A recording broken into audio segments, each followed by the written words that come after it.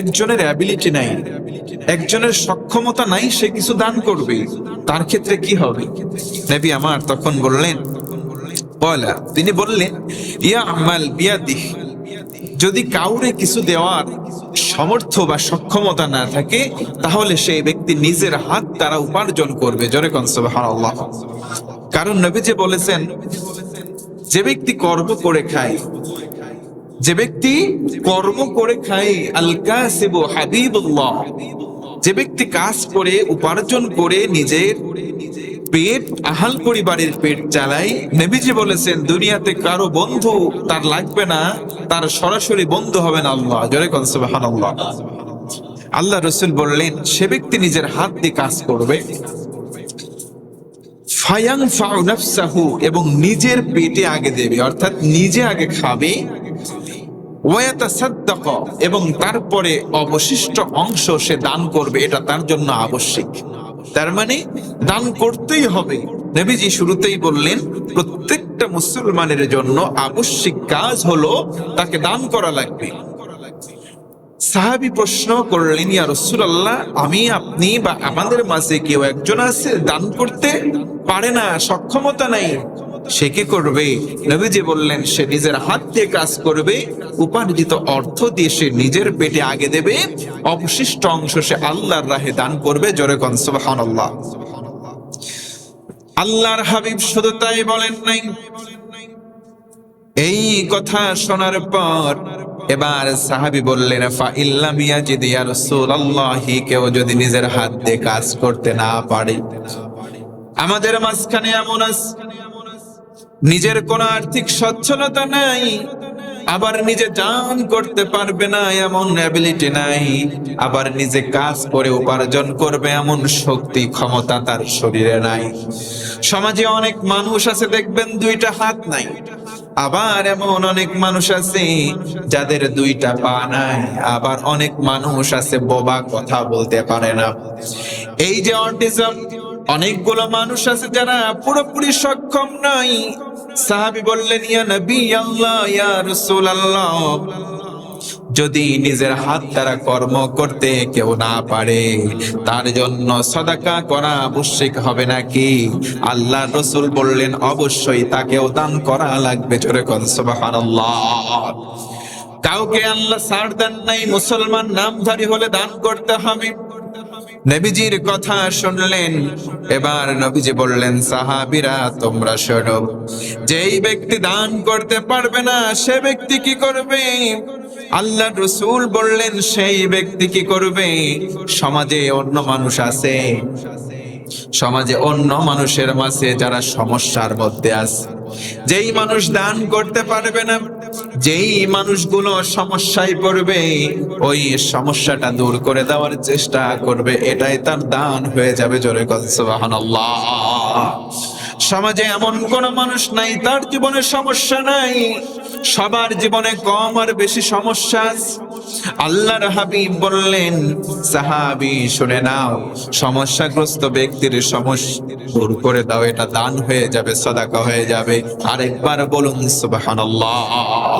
এক ব্যক্তি সমস্যায় নিপতিত, আরেকজন আপনি আমি আছি, দান করতে পারি না, নবীজি বললেন, ওর সমস্যাটা সমাধান করে দাও।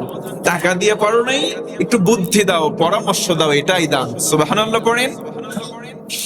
আল্লাহর হাবিবের কথাগুলো সাহাবীরা শুনলেন, আবার বললেন, ইয়া রাসূলুল্লাহ, যদি সেই ব্যক্তি ওই কাজটা করতে না পারে তাহলে তার জন্য উপায়টা কি হবে? জোরে আরেকবার সুবহানাল্লাহ। সাহাবীরা প্রশ্ন করেছেন, রাসূল উত্তর দিলেন। এই যে কনভারসেশনটা আমরা জানলাম, সেই বুখারীর বর্ণনা, নবীজি বলেন, যেই ব্যক্তি মানুষকে দান করতে পারবে না সেই ব্যক্তির দায়িত্ব হলো নিজে কামাই করা। কামাই করতে পারে নাই, অন্যের কল্যাণ কামনা করে, অন্যের সমস্যায় নিপতিত। আল্লাহর রাসূল বললেন, সমস্যা সমাধান করার চিন্তা করো, এটাই দান হয়ে যাবে। আরেকবার বলুন সুবহানাল্লাহ। আল্লাহর রাসূল শুধু তাই বলেন নাই, আল্লাহর রাসূল বললেন, সমাজে অনেক দুর্বল মানুষ আছে, সমাজে অনেক অসচ্ছল মানুষ আছে, দুর্বলের কাছে তুমি চলে যাও, কিছু দান করতে পারো নাই, ব্যাপার না। একজন দুর্বল মানুষের কাছে যাও, তার কাঁধের উপরে হাত দাও। কোনো দান করতে পারো না এ ব্যাপার না, অন্তত তার দুঃখে তুমি দুঃখিত হও, এটাই দান হয়ে যাবে। জোরে কোন সুবহানাল্লাহ। দেখছেন ইসলাম কত সুন্দর। আপনি দান করতে পারেন নাই, একজন অসচ্ছল মানুষ আছে, একজন দুস্থ মানুষ আছে, একজন সাহায্য প্রার্থী মানুষ আছে, আপনি তার পাশে দাঁড়ান, তাকে সাহায্য করার চেষ্টা করেন। এট লাস্ট একদম শেষে আপনি কোনো কিছু করতে পারেন নাই, তার কাঁধে হাত দেন, তার দুঃখে একটু নিজেকে দুঃখী ভাবেন, তার দুঃখে একটু সমবেদনায় আপনি প্রকাশ করেন, একটু ব্যথিত হন, এটাই আল্লাহর রাস্তায় সাদাকা হয়ে যাবে। সুবহানাল্লাহ পড়েন। আল্লাহর রাসূলের কথাগুলো সাহাবীরা শুনলেন, শোনার পরে বললেন, ইয়া রাসূলুল্লাহ, যেই ব্যক্তি দান করবে সে যদি অসুস্থ হয়, কারণ প্রতিটা মুসলমানকেই দান করা লাগবে। আল্লাহর রাসূল বললেন, যদি কিছুই না পারি, অন্তত কাছাকাছি হওয়ার দরকার নাই, ওই ব্যক্তির জন্য সব সময় কল্যাণের দোয়া করবে, এটাই তার জন্য সাদাকা হয়ে যাবে। কিচ্ছু করতে পারে নাই, কাছেও যেতে পারে নাই, কাঁধে হাত দিয়ে ব্যথায় ব্যথিতও হতে পারে নাই, সমবেদনা জানাতে পারে নাই, আল্লাহ রাসূল বললেন কোনো ব্যাপার না, তার জন্য সে অনুপস্থিত আছে, তার সাক্ষাৎ পাই নাই, কল্যাণকর দোয়া করবে, এই দোয়া করাটাই আল্লাহর রাস্তায় দানের সমান হয়ে যাবে। সুবহানাল্লাহ। ইসলাম কতটা সুন্দর। তাহলে শুধুমাত্র স্যাক্রিফাইস করলাম, কোরবানি দিলাম জন্তু, তাহলে পুরোপুরি কোরবানি হয়ে গেল না, বরং অন্যের কল্যাণকামী হতে হবে। আজকে সমাজের দিকে তাকান, একটু বুকে হাত দিয়ে বলেন, আমি মানুষের কল্যাণকামী। এই রকম মানুষের সংখ্যা আমার তো মনে বলে নিতান্তই কম বর্তমান সমাজ। আমরা ভাই হয়ে ভাইকে আজকে সহ্য করতে পারি না, সন্তান হয়ে পিতাকে সহ্য করতে পারি না, এক পাড়া প্রতিবেশী অন্য পাড়া প্রতিবেশীকে সহ্য করতে পারে না। আল্লাহ রাসূল বলেছেন, সেই ব্যক্তি দান করলো না। ওয়া কুল্লুকুম সাদাকা, আল্লাহর রাসূল বলেছেন প্রত্যেকটা মানুষের জন্যই, যদি সে নিজেকে মুসলিম দাবি করে, অবশ্যই আল্লাহর রাস্তায় দান করতে হবে। তবে মনে রাখবেন, শুধু টাকা অর্থ সম্পদ দান করাটাই দান নয়। নবীজি কয়েকটা স্তর বললেন, সর্বশেষ দানের একটি স্তর বললেন এই হাদিসে, সেটি হলো অন্যের জন্য কল্যাণের দোয়া করা। আরেকবার সুবহানাল্লাহ বলেন। আল্লাহর রাসূল আরো বলেন, ইয়াদিলু বাইনাল আনসাইন, দুইজন মানুষের ঝগড়া বেঁধে গেছে। সমাজে ঝগড়া বাঁধে না?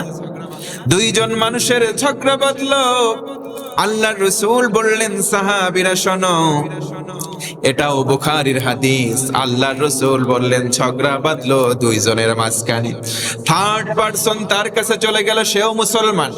দুইজন মুসলমানের ঝগড়া, আরেকজন মুসলমান এসে যদি মীমাংসা করে দেয়, এটা আল্লাহর রাস্তায় দানের সওয়াব পাবে। জোরে কোন সুবহানাল্লাহ।